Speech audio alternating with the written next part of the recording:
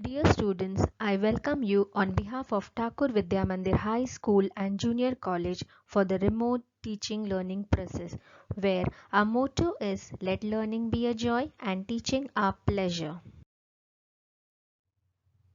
Let us understand Part 8 of Chapter number 3, that is Issue of Shares, wherein today we are going to understand many small topics, that is calls on shares, forfeiture of shares, surrender of shares, transfer of shares and transmission of shares.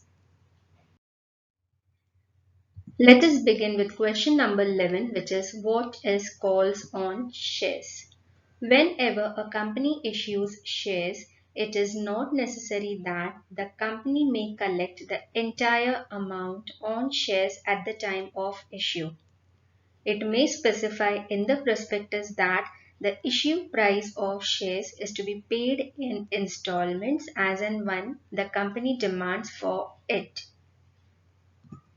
Thus, firstly, the company collects the application money along with the application form. Then the company asks for the allotment money by means of sending allotment letter. After that, whatever balance amount remains unpaid on shares, company demands the same, which is called as calls on shares. Thus, a call may be defined as a demand which is made by the company from its shareholders to pay either whole or part of balance which is remaining unpaid on each share at any time during the lifetime of the company. Further, only the board of directors have the power to make calls on shares as they are the supreme controlling authority in a joint stock company. Company asks call money from shareholders by sending call letter or call notice. Nextly, company must give a time period of at least 14 days to shareholders to pay the call money which they are supposed to pay to the company's bankers. Further, company cannot demand more than 25% of the nominal or face value of shares in the form of call money. Lastly, the gap between two calls should not be less than a period of 1 month from the date which is fixed for the payment of last preceding call. So, it can be concluded that calls on shares is nothing but the amount which the company demands from its shareholders which is actually remained unpaid. Let us now move towards question number 12, wherein we are going to understand as to what are the effects of forfeiture of shares. But before understanding the effects, we need to understand the meaning of forfeiture of shares. As discussed earlier, the company may not collect the entire amount at the time of issue of shares. It collects the amount of shares in installments in form of application money, allotment money, and call money. The company informs the shareholders to pay call money through sending call letters. However, if the shareholder fails to pay the call money within certain period of time as specified by company, then in that case the company, that is the board of directors, have a right to forfeit the shares, that is they can take away the ownership of a member. However, the board of directors can do so only if it is authorized by the Articles of Association of Company. Further, only partly paid up shares can be forfeited by the company. Thus, forfeiture is nothing but cancellation of membership or ownership of a shareholder in case of non-payment of call money. Let us now move towards the effects of forfeiture of shares. The first effect of forfeiture is cessation of membership, that is, end or termination of membership. When a company forfeits shares, the member ceases to be a member of a company, that is, he or she no longer remains a member of company and thereby loses all their membership rights. Further, the company also removes the name of such a member from the register of members. Next, even after forfeiture of shares, the member is still liable for unpaid calls. This liability comes to an end, that is, it ceases only when the forfeited shares are reissued, that is, once again they are sold in the open market. A company can reissue the forfeited shares as after forfeiture the shares belong to the company. The third is liquidation of company. If a company liquidates, that is, shuts down within a period of 1 year from forfeiture of shares, then in that case the member whose shares have been forfeited are still liable to pay their call money as a past member of the company.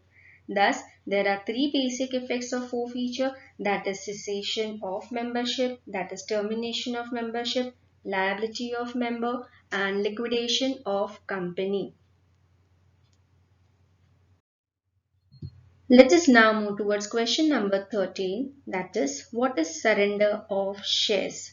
When a shareholder feels that he or she cannot pay further calls, he may himself surrender the shares to the company. Thus, surrender of shares means voluntary return of shares by the member to the company for the purpose of cancellation. From this, we can also conclude that the shares are surrendered only when they are partly paid up. So, the question of surrendering of fully paid up shares does not arise at all. Further, company allows surrender of shares only if the shareholder does not have any other option. The shareholder surrenders shares in order to save himself or herself from forfeiture of shares. Next, the Articles of Association must have a clause relating to surrender of shares. Even like forfeited shares, surrendered shares can be reissued. Lastly, surrender of shares leads to reduction of capital, and as such companies usually avoid surrender of shares. Thus, it can be finally concluded that surrender of shares is nothing but when the shareholder himself goes to the company and voluntarily returns the shares to the company due to non-payment of call money, then it is called as surrender of shares. Let us now move towards question number 14, that is, what is transfer of shares? As studied earlier, shareholders have a right to transfer the shares. This means that if they do not want their shares any longer, they can transfer, that is, sell their shares to another person. It can thus be said that transfer of shares means when a shareholder voluntarily transfers his or her shares in favor of another person, either for consideration or as a gift.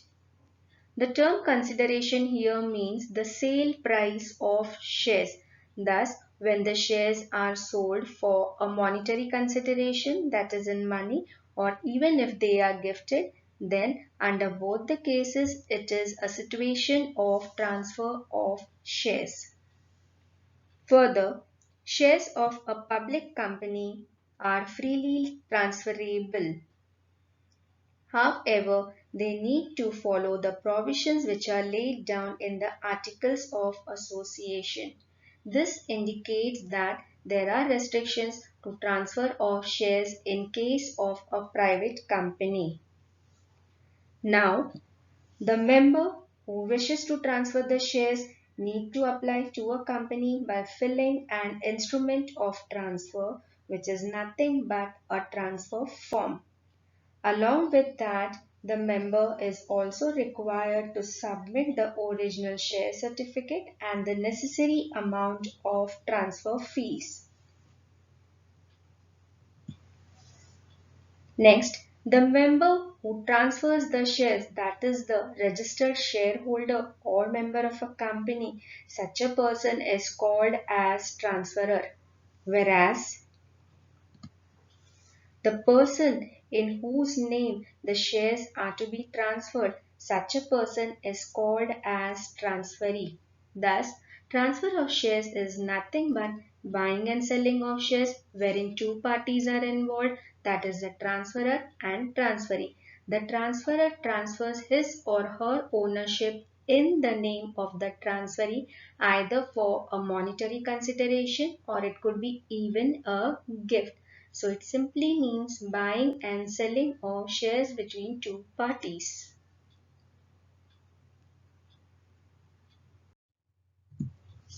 The 15th question is, when can the board of directors refuse to transfer the shares?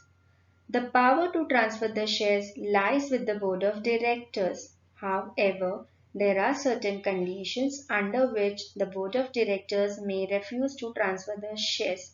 So, let us understand as to what are the various conditions under which they refuse to transfer the shares.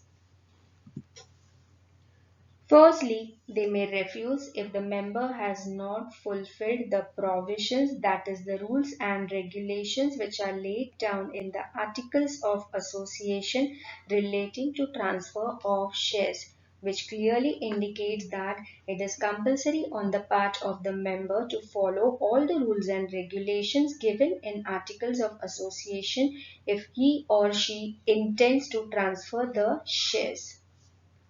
Secondly, they may refuse if the instrument of transfer, that is the transfer form, is not as per the rules which are laid down under the Companies Act. Thirdly, they may refuse if the member has not submitted the share certificate along with the instrument of transfer, which indicates that along with the instrument of transfer, that is transfer form, it is necessary for the member to submit even the original share certificate for the purpose of transfer of shares. Lastly, it may also be refused if the company has lien on shares, that is, the member would not be permitted to transfer his shares unless he pays his debt to the company.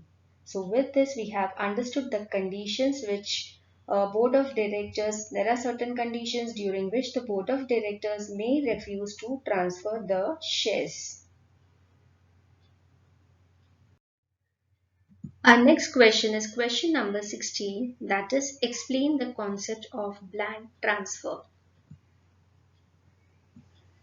When the registered member, that is the shareholder of the company, signs the transfer form, that is instrument of transfer, but does not enter the name of the transferee and it is blank without the name of the transferee, and this transfer form is handed over to the transferee along with the share certificate, then it is called as blank transfer. So you can say it is basically called as a blank transfer because it does not consist the name of transferee in the transfer form. Next, such blank transfer enables easy purchase and sale of shares as it can be sold any number of times. Further, the holder of blank transfer form enjoys all the rights which a member is entitled to have. So, blank transfer is that transfer wherein the transfer form does not consist the name of transferee and still the transfer has taken place. Now dear children, this question if asked, it could be asked as a 2 marks question for explaining the concept or define blank transfer. The next question is question number 17, that is explain the term forced transfer. Forced transfer refers to that transfer wherein the signature of the transferor on the transfer document is forged. Whenever the company comes to know about such forged transfer, it should not register such transfer of shares. Let us now move towards question number 18, which is the last question in our chapter number 3, and it is explain the term transmission of shares. When the shares of a member are transferred by operation of law, that is, it automatically gets transferred to another person, then it is called as transmission of shares. Transmission of shares takes place under 3 situations, that is, death of the shareholder, insolvency, which is also called as bankruptcy, or insanity, that is lunacy of the member.